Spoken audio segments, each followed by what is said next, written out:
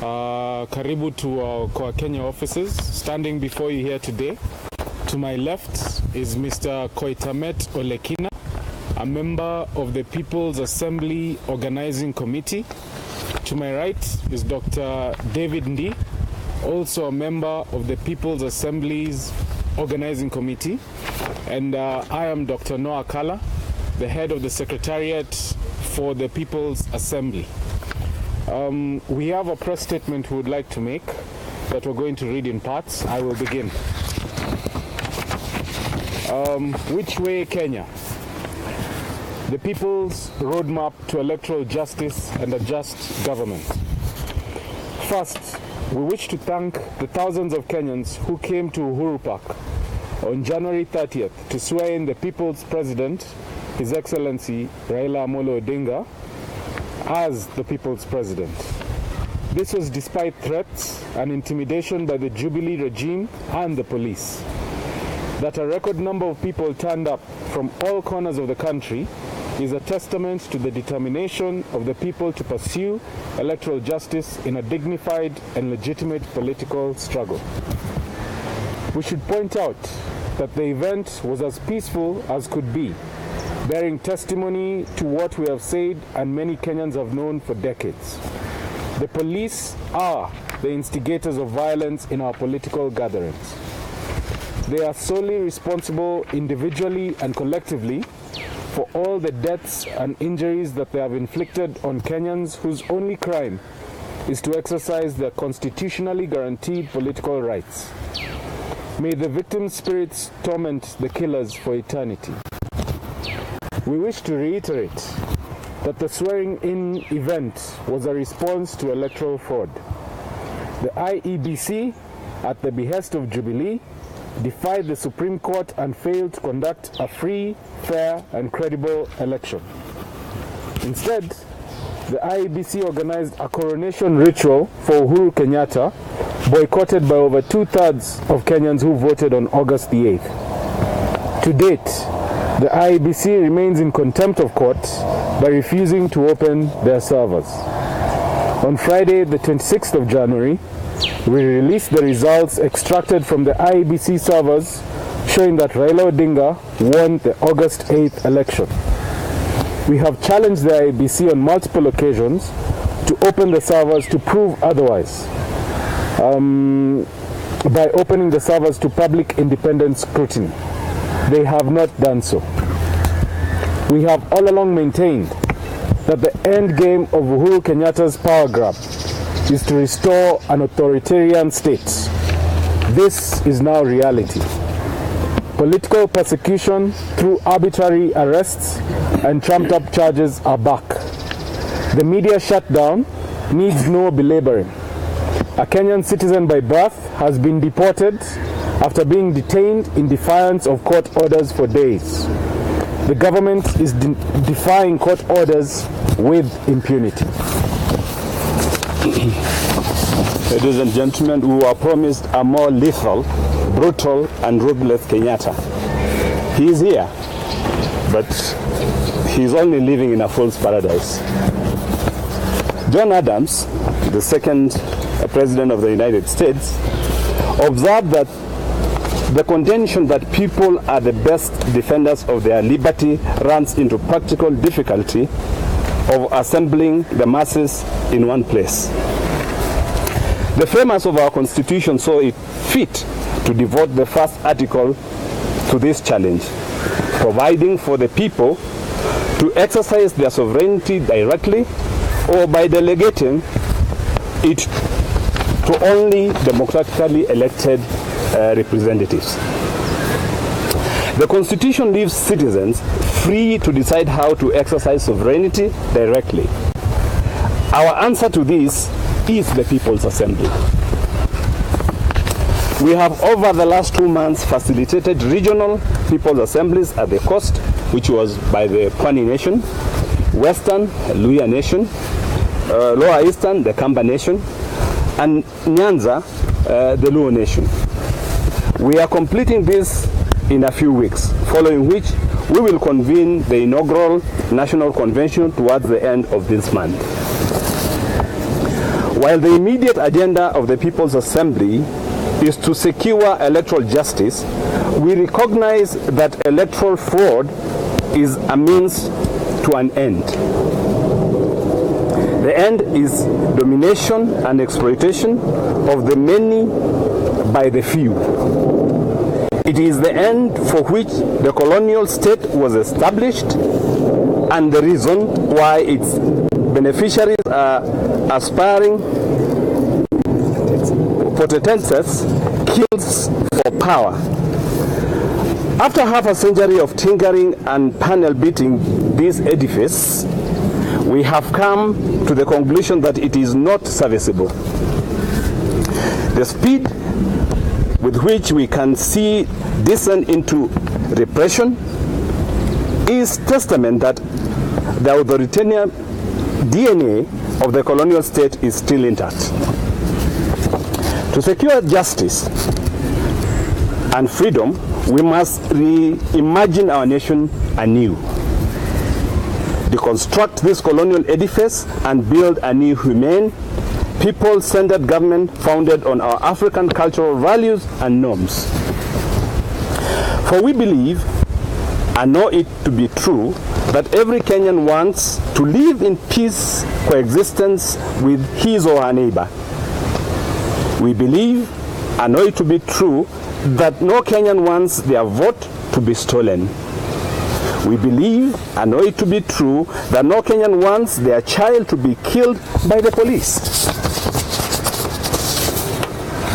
We believe, and know it to be true, that every Kenyan would wish to live in a country where their child can realistically aspire to occupy the highest office in the land, irrespective of tribe, race, religion, gender, or disability. Thank you. So, ladies and gentlemen, broadly, the agenda for the People's Assembly Convention, which we will be convening, as has been stated, is as follows. It has three items or three pillars. One is electoral justice. Under electoral justice, we will seek ways and means to end the culture of impunity, abuse of power, and electoral fraud. We will ensure that we can guarantee people the right to vote, that everyone has a right and is able to vote without being disenfranchised, by being denied IDs and all sorts of things, and ensuring that every vote counts. Every vote is counted, and every vote counts.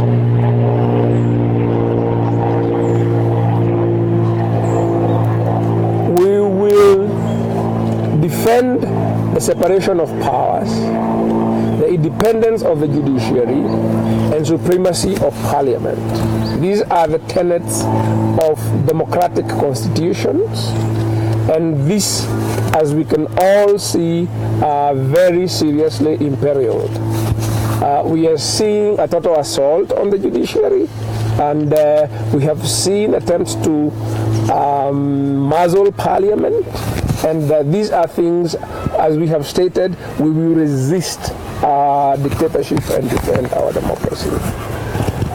Number two, we will be seeking to restructure the state. And in this, we will debate and resolve whether to share executive authority between the President and Prime Minister, as we had proposed under the Bomas draft constitution, or indeed to adopt a full parliamentary system as we had in the Independence Constitution and as has been maintained by most Commonwealth countries, which are former British colonies. And if you go and look at the evidence, you will see that the Commonwealth countries which maintained parliamentary systems have actually been more stable than those which adopted the kind of presidential system that we have. We will debate and decide whether executive authority should rotate between the different regions of the country, as has been proposed on occasion. And as we have stated, we are reorganizing our conversation as a conversation between the peoples of Kenya. That is why our regional platforms have been based on the various communities. So we will be convening as the peoples of Kenya and deciding how we shall be sharing power and how we shall exercise it responsibly. We shall look at how to make parliament inclusive, and especially for women and minorities. The issue of the one-third gender rule has been outstanding since 2013, and we are determined to ensure that we bring that issue into resolution. We shall address ourselves to the transformation of the security services to ensure that we transform the security services from killers to protectors of the people. Number 3, we shall be looking to strengthening and defending devolution. In this regard, we shall be looking at the proposal to establish strong political and economically viable units at the regional level as envisaged in the Bournemouth Draft Constitution. Those of you familiar with the Bournemouth Draft Constitution will know that it had proposed to have 14 regions, but in the compromise that was reached into Naivasha, we settled only for 47 counties. But we should be looking how we can bring devolution so that the devolved units can be individually and collectively, economically and strong and politically strong enough to constitute an effective check on the executive. Thank you very much, Bwana Idi. Karibu. We shall also be looking at the possibility of devolving taxation in the spirit of strengthening devolution, as well as equitable sharing of national borrowings. At this point, we have seen the crowding out of the counties by the national government borrowing overseas and using that money exclusively at the national level, and we shall be looking at how to remedy that, because the responsibility for paying that debt is shared nationally, yet only the national government is using the money. We shall also be debating the conditions, the terms and processes by which regions can pursue self-determination. And this, as you may be aware, in the process of our regional assembly platforms, the Coast has stated in its resolution that it is going to pursue the agenda of self-determination in this national convention. As we have stated already, we plan to convene the inaugural national convention at the end of February. We will take the resolutions of the national convention to be validated by the people by dint of a referendum and other constitutionally provided for processes. And our goal is to see the People's Assembly process culminate in a presidential election and a new electoral regime no later than August 2018.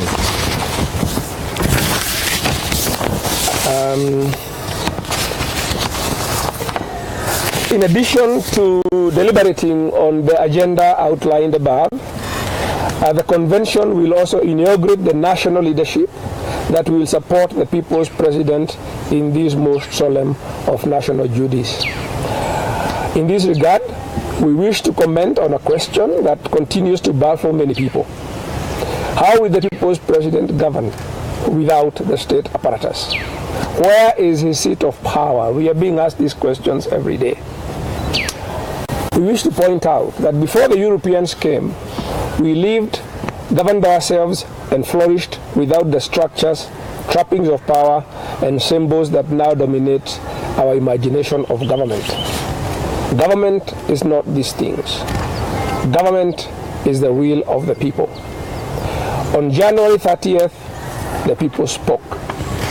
The rest is detail. Thank you very much. We will now be ready to take a few questions. So you'll say your name, which media house you're from, and then you ask your question, please. What are the regions that you are going to assemble before the nomination of the national convention? What is that step for us to witness when you're going before the end of February? Do you want me to take that or do I take that? Let me take that. Just take the next one. Just say the next one. They are still pending regional assemblies for the Ma Nation, which is due to be held in Suswa, in Narok, from where we expect them to make the declaration and resolutions. There is still a pending assembly for the Northern Frontier districts to be held in Wajir town. There is still a pending People's Assembly for Central Kenya, for Upper Eastern to be held in Meru, and for the Rift Valley to be held in Eldoret. We'll communicate the dates at a time that is convenient. Yeah, oh, and Kisii, the Kisii Nation. That will be held in Kisii Sports Club in Kisii. My apologies. Any other question? Yes, Enoch. Thank you. Kind of small community. Probably my question goes to you.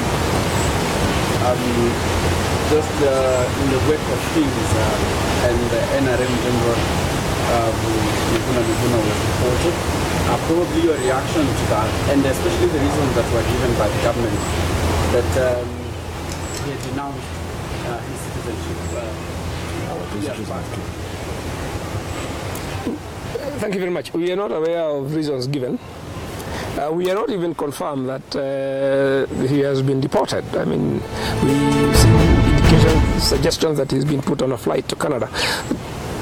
I believe our constitution says that a citizenship by birth cannot be revoked. So what we are seeing with the case of MIGUNA, with the case of the suspensions of our passports unlawfully, with the defiance of court orders, of various court orders, including the court order to restore your television stations, is suspension of rule of law. And the suspension of the rule of law is the ultimate crisis of a state. Yeah, a state which now does not govern by law is now governing by fiat and force. As we have emphasized here, we have stated from the outset that that was the intention of Jubilee. And that is, I think, to us, what they are doing simply confirms what we have maintained all along. Yes, can I add something? Yeah.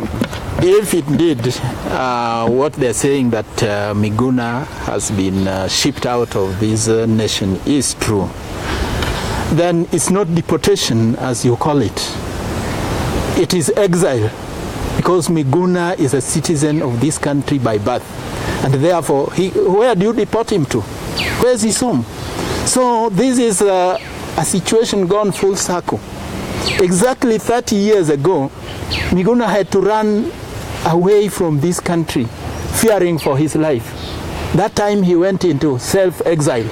Now it is the state that seems determined to exile him. So it is not deportation, it is exile. Do you feel that probably the state is playing Clinton? Because just yesterday he was charged in court as a Kenyan. The matter is still before court. So.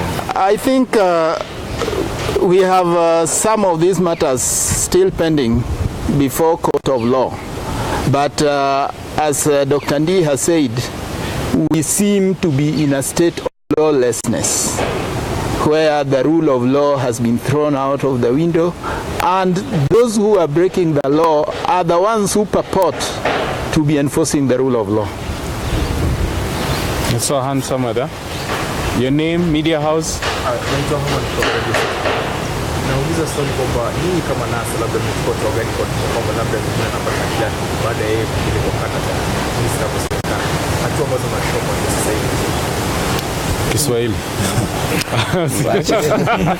Unajua sisi ni wananchi, ni raia. Jukumu la kuwachunga wananchi ni la serikali. Kama serikali imeamua kuwafukuza wananchi wa Kenya ambao ni wazaliwa hapa, na hakuna jambo sisi kama wananasa tunaweza kufanya bila kutumia sheria, kwenda kotini, kuambia mahakama, kwenda mbele ya mahakama.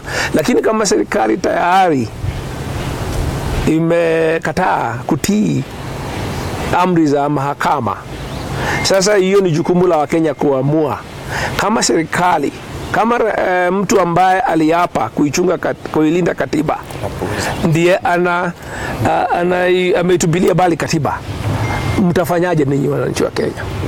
Ni katiba yenu. Sasa hiyo ndio jawabu tunapatiana hapa. Let me say it in English. We have a rogue regime which has captured certain sections of the state, the security services, parts of the executive, and it is using those things to overthrow the constitution. They started overthrowing the constitution immediately after the Supreme Court ruling. That is the process which is underway. So the question is, what recourse do citizens have when a rogue government usurps power and attempts to overthrow the constitution? And that is the roadmap that we are providing here, how we can constitutionally take back our country from this rogue regime. Labda swali lingine tu labda moja. Jana Kalonzo Musyoka ambaye ni naibu kinara wa NASA alizungumza jana na kusema kwamba yuko tayari kuapisha iwapo tu kuna ule msukosuko ambao uko katika NASA unaweza kushughulikia. Je, unakubali kwamba kuna msukosuko kati ya vyama tanzu vya NASA ambao lazima ushughulikie kabla ya apisho kama naibu rais wa Kenya?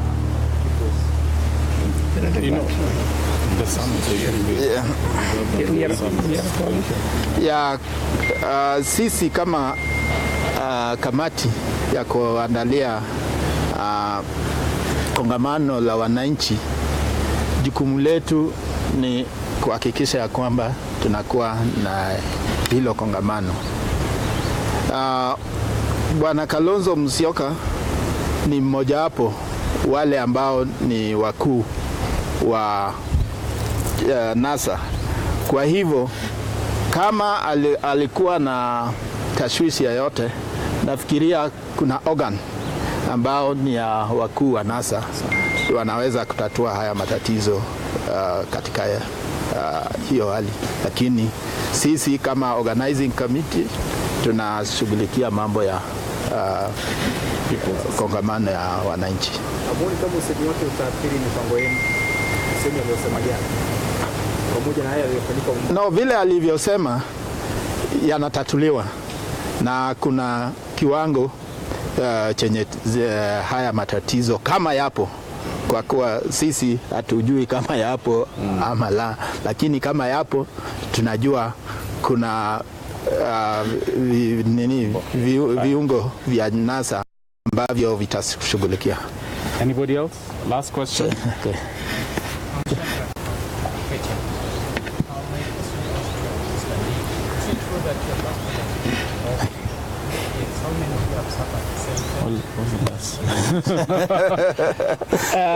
My passport has been revoked, and I believe we are suspended. Our information is that, in fact, all of us here, and another 10 people, I think 14 passports have been suspended illegally, I might add. But if you look at our program, you will notice we are going to be very busy. So many of us had no intentions of traveling anywhere. In the period between now and when that matter is resolved, because it cannot stand the test of constitutionality and legality. But in the meantime, we are proceeding. I think it is evidence of a level of desperation that the only thing that a sitting government can do is frivolous things, like suspending people's constitutional rights in actually fake suspension, because as far as we are aware, the administrative process that is supposed to be done before you suspend a passport has not taken place. So this is a fairly superficial political action. And maybe maybe they should also try to suspend our IDs, because a passport is an ID, and the other ID, so that at least then we are stateless, we are nothing. But as long as you suspend mine, I am still a Maasai, or like, where will you take me? Niko hapa. And at least at least we don't need a passport to go to Sosua. No. For the next people's assembly. No. All right. I think that's Claim the power and so